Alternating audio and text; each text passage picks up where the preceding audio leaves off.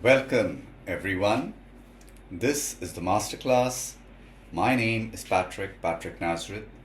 I have around 30 years of experience in teaching and I would like to help dispel your doubts should you have any. Today we take a look at the lesson 2 stories about flying.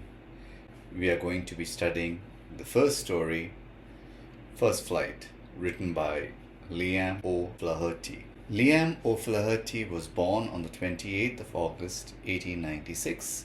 He died on the 7th of September 1984. An Irishman, a novelist and a storyteller, he was one of the foremost socialist writers in the first part of the 20th century. He wrote mainly on the common people's experience and he wrote from their perspective. He served on the Western Front in the British Army's Irish Guards. He was badly injured in 1917. He wrote almost exclusively in English, except for a play, a very notable collection of short stories, and some poems in the Irish language. Have you ever found yourself in a situation where you're frightened of failure? Frightened because you're worried about what might happen to you? In today's story, we look at a young seagull. He has grown up. It is time to leave the nest. He has 2 brothers and a younger sister. The parents ask them to fly. Everyone does, except the small fellow. His younger sister also goes, even though her wings are shorter. Reason, when this seagull looks over the ledge, he notices how far down the sea is, and he loses his nerve. He thinks he will fall to his death. He thinks he will not be able to fly. He goes back to his nest. He watches his brothers and sisters as they fly for the first time.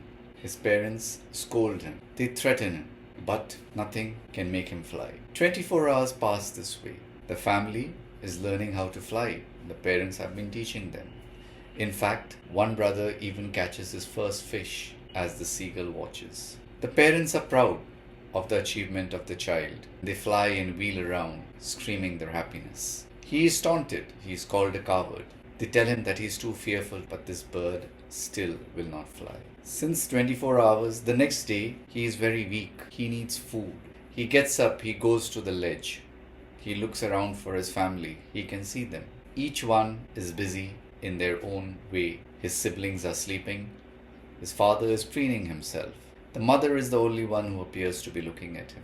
What is she doing? She is feeding on a fish, stopping from time to time to rub her beak, make it sharp, and cut the fish up. He cries out for help to his mother. He is hungry. The mother looks at him and she says, "No, you must learn to fly." She cries back. The seagull becomes more frantic. He cries more and more plaintively, more and more for help. The mother gives in and she flies towards him, carrying a piece of fish. He is very happy to see this. He hops to the edge of the ledge, but the mother just stops out of reach of him. Their beaks are almost touching, but he cannot touch the fish. Maddened by hunger, our seagull takes a step forward and promptly falls off the ledge. First, fear, terror overcomes him. Then he opens his wings. And what do you know? He's flying. Instead of falling straight down, he is soaring. He has learned to conquer his fear. He discovers flying is fun, it is natural, it is enjoyable. He joins his family. They make their first flight together. The family goes out to sea and he follows them. They land on the sea. He tries to do what they are doing. As he goes to the surface of the water, his feet sink through the water. He flaps his wings again in terror. He tries to fly away, but he is tired. He has no option but to land on the water. Once he does so, he realizes that he is not sinking, he is floating on his belly. And now he is surrounded by his family, each and every one of them happy that their sibling, their child, has made it and has learned how to make his first flight. They gather around him, feeding him pieces of dogfish, celebrating his first flight. Who are the characters in this story? The young seagull.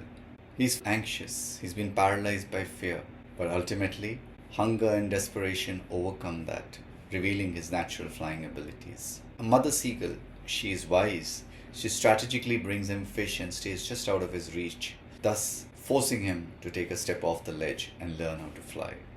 The father seagull, he is always supportive. He is encouraging, but he is firm. He joins in with his family, celebrating his first flight. The brothers and the sister, confident and skilled flyers, who have not just mastered their abilities but have learned to fish as well. What the young seagull could become. The setting, a ledge, a small narrow rocky shelf on a cliff where the seagull has been born.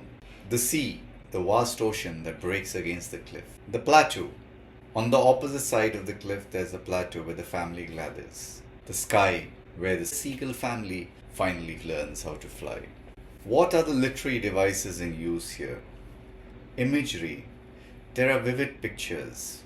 For example, the great expanse of sea stretched down underneath, and also vast green sea beneath him with little ridges moving over it. Symbolism. For example, the ledge, it represents safety and comfort, and the flying represents facing his fears and growing up as well. Personification. The entire seagull family is given human-like emotions and behaviors in order to make them more relatable. There is suspense. Tension builds as we wait to see whether the young seagull will fly or not. Irony. The one thing that the seagull feared most, diving into space, turns out to be the solution to his problem, to overcoming his fear. What are the themes here?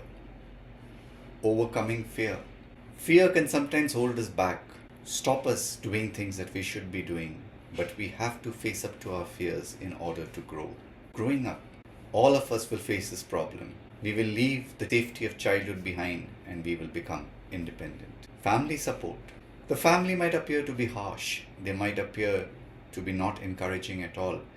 They might appear to be downright cruel.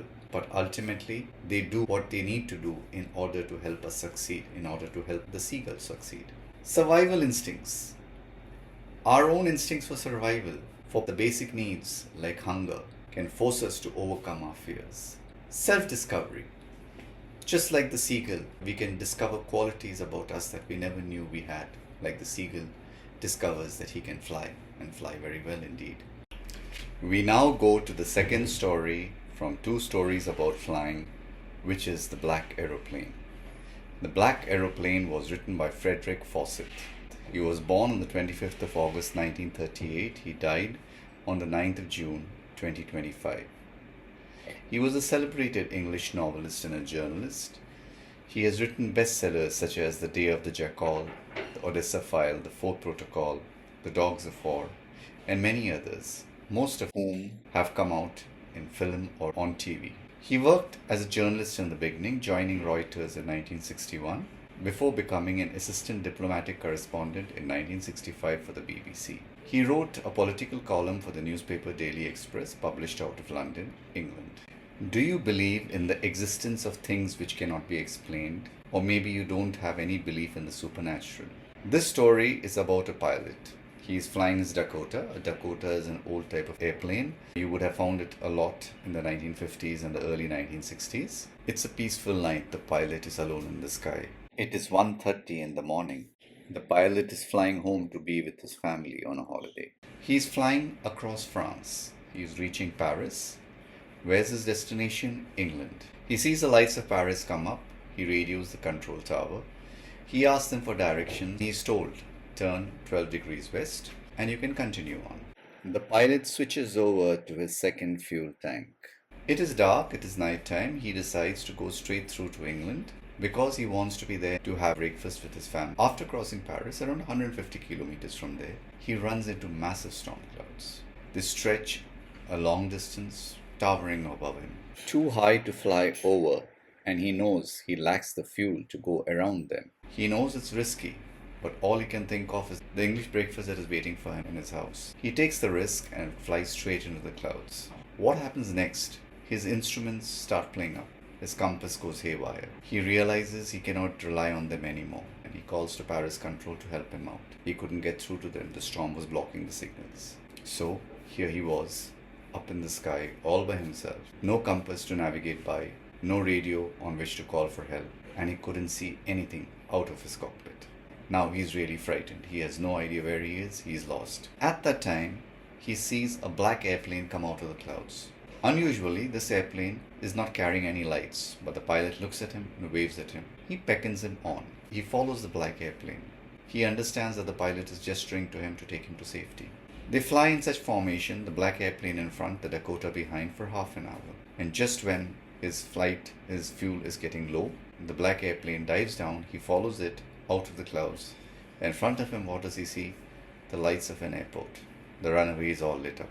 Gratefully, he lands. The first thing he does is to try and find the pilot of the black plane who has helped him. He asks the girl at the control tower, "Where do I find this guy?" And the air traffic controller looks at him very strangely. "Sir, there were no other planes flying that night." So now our friend has no answers. He knows he owes his life to a pilot flying a black airplane. But how come he's the only one who has seen it? Who is the pilot of that plane?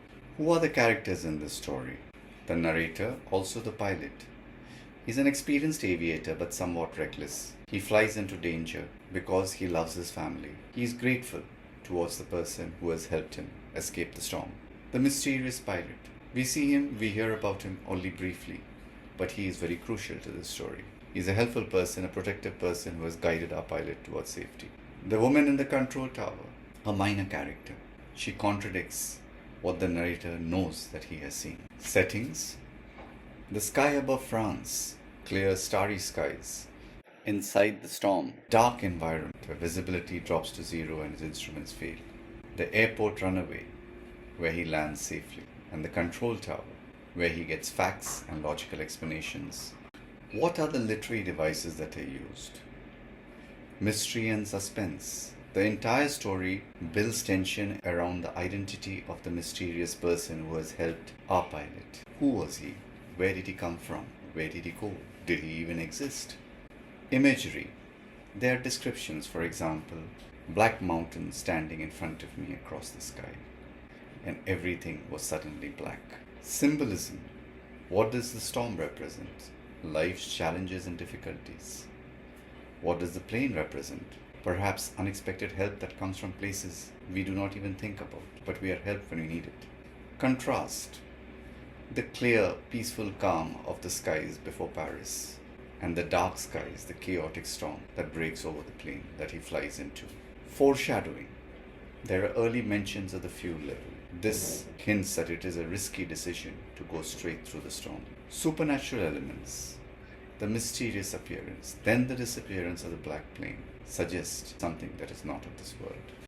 The themes running through the story: help in times of need. Sometimes help comes from the most unexpected sources, especially when you need it the most. Risk and consequences. The pilot takes a decision to enter the storm clouds. It's a reminder to us all that taking risks can lead to dangerous situations and can have real consequences that may affect us badly. The mystery of life. Maybe in our lifetimes we will find certain experiences that we cannot explain or understand, but that is part of the mystery of life. Human connection. The pilot is isolated, the pilot is alone. He finds comfort in the presence of the black airplane pilot, another fellow human being, or that is what he thinks. Finally, faith versus logic. The story challenges us as readers to consider things that cannot be logically explained. That's it then, the end of the lesson. I hope I have been of help. If I have, do remember to like, subscribe and share.